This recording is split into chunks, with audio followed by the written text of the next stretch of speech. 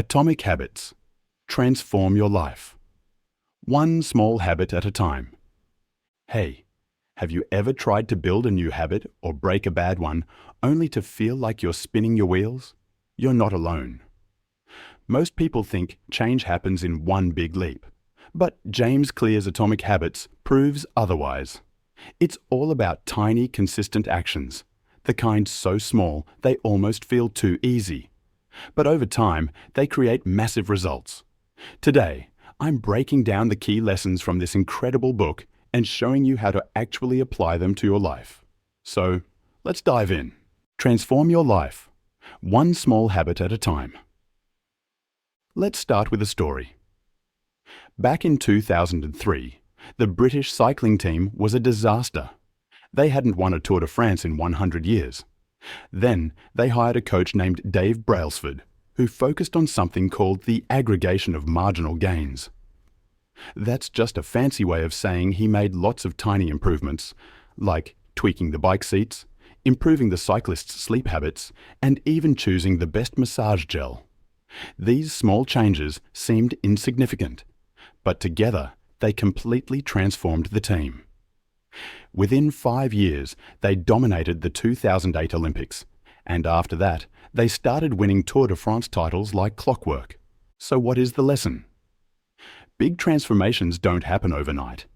They're the result of small, consistent actions compounded over time. Think of it like this. Improving by just 1% every day doesn't feel like much at first, but over a year, that's a 37% improvement. On the flip side, small bad habits can add up too.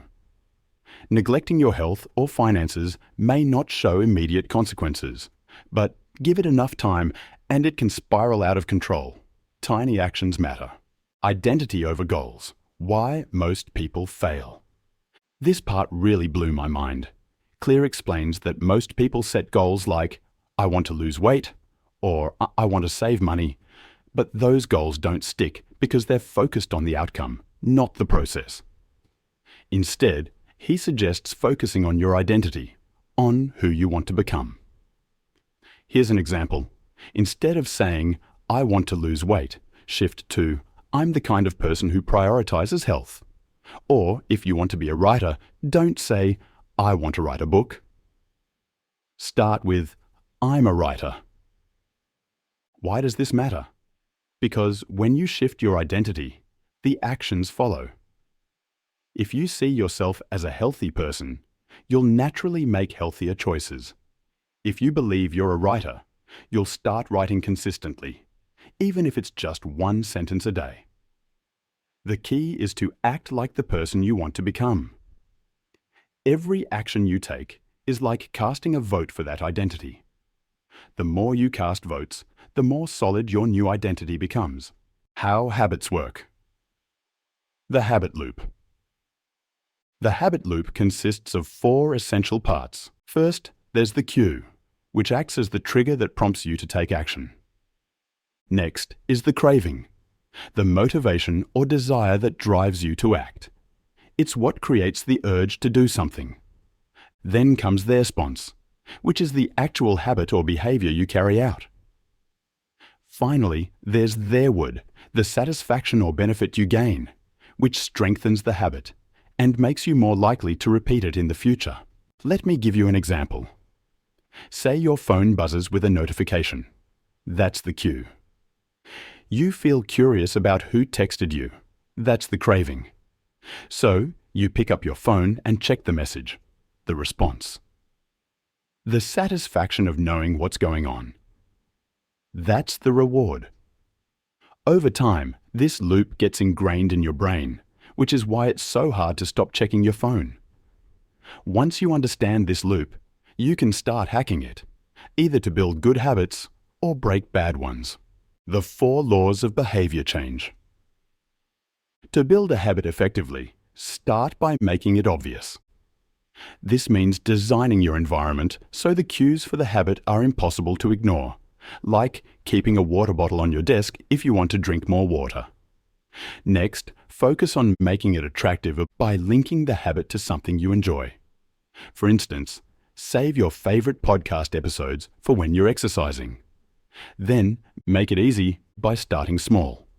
If you want to read more, commit to just 1 page a day. The goal is to reduce friction and make starting as simple as possible. Finally, make it satisfying by rewarding yourself for progress. Even small celebrations, like treating yourself when you hit a savings milestone, can reinforce the habit and keep you motivated. If you're trying to break a bad habit, you can reverse the principles for building good ones. Start by making it invisible. Remove the cues that trigger the habit. For example, if you want to stop snacking on junk food, don't keep it in the house. Next, make it unattractive by reframing your mindset. Instead of thinking, "I'm giving up junk food," shift to, "I'm choosing long-term health over a moment of indulgence." Then, make it difficult by increasing friction. Logging out of social media apps or keeping your phone in another room can make mindless scrolling less convenient. Lastly, make it unsatisfying by introducing accountability. Share your goal with a friend who can check in with you and help keep you on track. Environment matters more than motivation. This one hit hard. Clear says that your environment has a bigger impact on your habits than your willpower. Think about it. If your surroundings make good habits easier and bad habits harder, you won't need as much discipline. For example, if you want to exercise, lay out your workout clothes the night before so they're the first thing you see in the morning. Or if you want to eat healthier, stock your kitchen with healthy snacks instead of chips and cookies. The idea is to design your environment for success. Systems are better than goals. Here's another nugget of wisdom. Goals are great for setting direction, but systems are what actually get you results. Clear explains that goals are about the outcome, while systems focus on the process. Let me give you an example. Imagine 2 people with the same goal, to write a book. The first person waits for inspiration and sets lofty word count targets, but they don't have a plan. The second person writes just 100 words every day, rain or shine. Who's more likely to succeed? The person with the system, of course.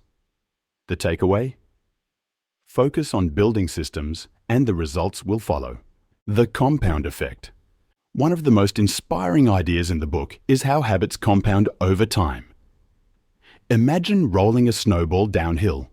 It starts small, but as it gathers momentum, it grows bigger and bigger. This is how habits work. Whether it's saving money, getting in shape, or learning a new skill, the key is consistency. Success doesn't come from a big, one-time effort.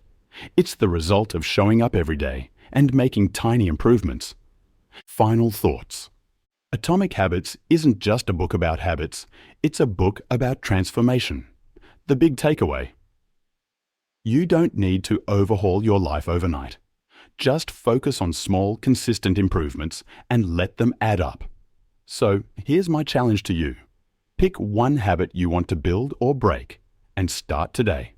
Remember, every action you take is a vote for the kind of person you want to become. And also, this video is just a summary. It's not a replacement for the book. If you found these ideas helpful, I highly encourage you to read Atomic Habits by James Clear.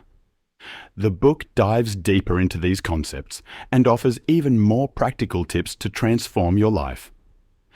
If you found this helpful, give this video a like, share it with someone who's ready to transform their habits, and subscribe for more insights like this. Let's grow together.